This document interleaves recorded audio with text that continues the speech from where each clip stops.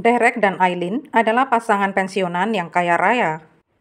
Kedua sosok ini memang terkenal dan banyak yang menyukai mereka. Derek berusia 68 tahun, sedangkan Aileen 1 tahun lebih tua yaitu 69 tahun. Derek dan Aileen selama sekitar 20 tahun menikmati kehidupan di sebuah kota kecil yang terletak di Inggris. Mereka memberi nama khusus pada rumah yang mereka tempati yaitu bungalow. Hobi Derek adalah menonton pacuan kuda dan juga menikmati bir. Sementara Aileen lebih suka menyibukkan diri dengan bekerja di beberapa organisasi amal di sekitar kota mereka. Mereka memiliki putra tunggal bernama Roger yang juga memiliki kesibukannya sendiri. Dia dikenal sebagai seorang penipu dan pengangguran yang sangat bertolak belakang dengan orang tuanya yang sukses dan pekerja keras. Derek adalah seorang pengusaha yang sangat disukai di komunitas kotanya. Baru-baru ini, Roger pindah kembali ke rumah orang tuanya.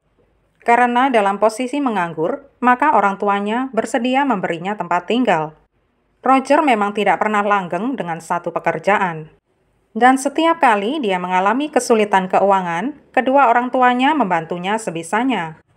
Tanggal 13 November 1993 merupakan hari terakhir teman-teman Derek melihatnya saat berada di sebuah pub setempat. Teman-temannya itu mengatakan Derek pamit pulang sekitar pukul 15.30. Sama halnya dengan Aileen yang terakhir kali terlihat meninggalkan sebuah acara amal di sebuah gereja lokal. Pada hari itu, Aileen juga mengatakan pamit pulang. Mereka berdua adalah orang sosial, jadi ketika mereka melewatkan janji penting dan pertemuan yang sudah terencana, maka teman-teman mereka tahu ada yang tidak beres. 5 hari sudah, teman-teman kedua pasangan ini tidak mendengar kabar mereka dan mereka segera menghubungi polisi. Pasangan ini telah melewatkan beberapa pertemuan yang sama sekali tidak seperti biasanya. Mereka orang yang aktif dan selalu menghadiri pertemuan yang memang sudah direncanakan.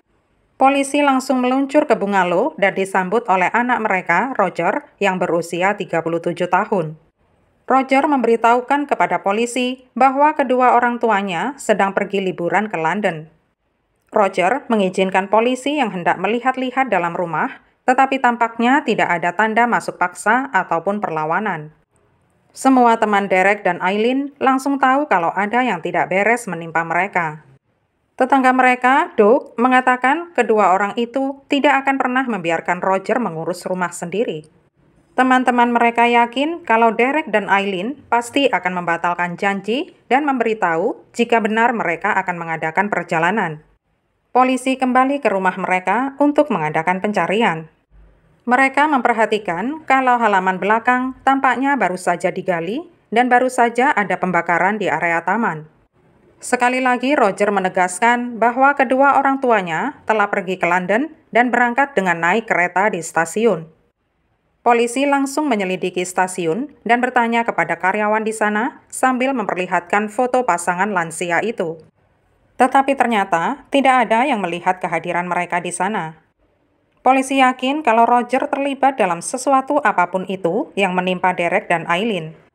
Polisi mencari tanda-tanda darah di rumah mereka. Mereka menemukan noda gelap yang mencurigakan baik di bathtub, di pintu garasi, dan juga di kursi belakang mobil Derek.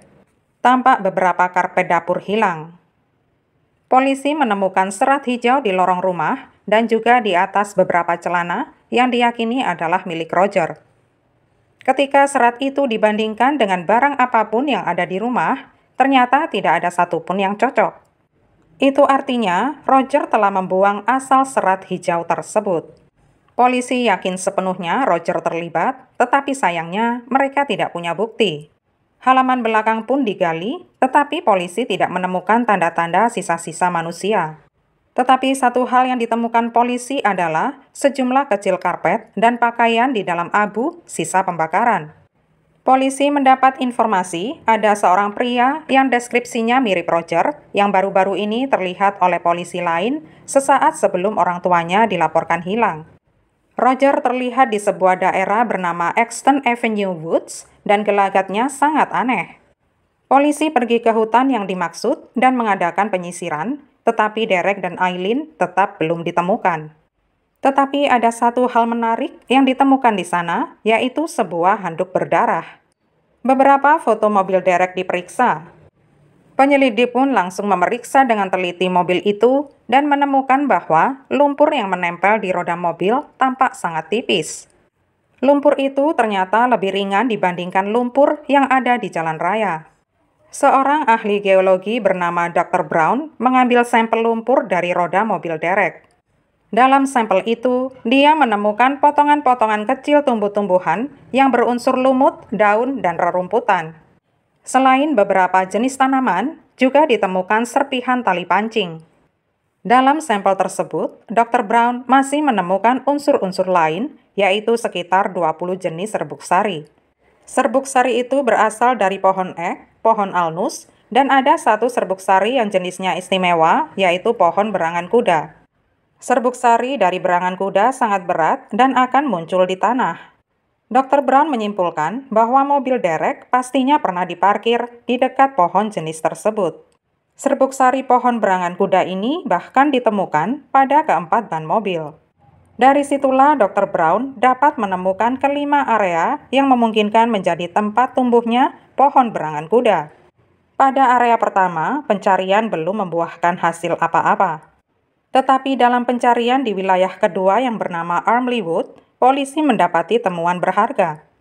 Mayat Derek dan Eileen ditemukan terbaring berdampingan dan keduanya dibungkus selimut berwarna hijau. Serat selimut tersebut 100% cocok dengan serat hijau yang ditemukan di lorong rumah dan di celana Roger. Hanya beberapa meter dari lokasi kedua jenazah ditemukan, terdapat sebuah pohon berangan kuda. Tanah yang ditemukan pada jenazah sama persis dengan sampel yang telah diperiksa Dr. Brown, sekaligus dengan tanah yang berasal dari halaman belakang rumah Derek. Jenazah Derek dan Eileen ditutupi dengan tanah tersebut, lalu diberi dedaunan di atasnya, dan juga ditimbun dengan genting yang dibawa dari rumah.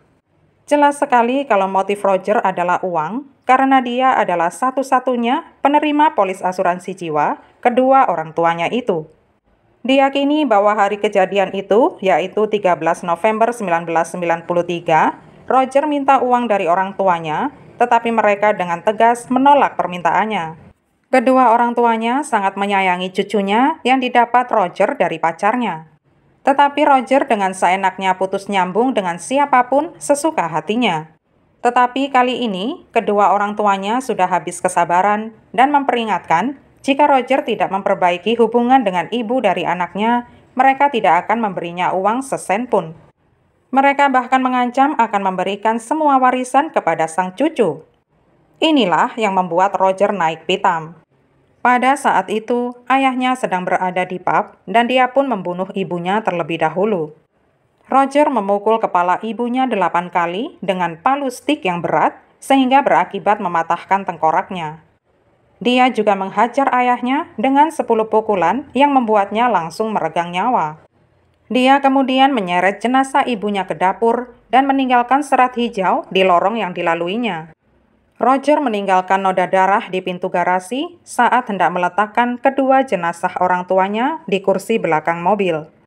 Dia pun berkendara ke hutan untuk membuang kedua jenazah itu. Tetapi, karena malas, Roger tidak sibuk menggali kuburan untuk mereka, melainkan sekedar menutupi jenazahnya dengan tanah, dedaunan, dan genting. Serbuk sari dan lumpur yang menempel di ban mobilnya yang berjasa mengungkap kekejamannya kepada kedua orang tua kandungnya sendiri. Roger ditangkap dan didakwa atas pembunuhan Derek dan Eileen. Dalam persidangannya, dia mengakui telah membunuh mereka berdua. Pada 6 Desember 1994, Roger yang berusia 37 tahun dijatuhi hukuman penjara seumur hidup.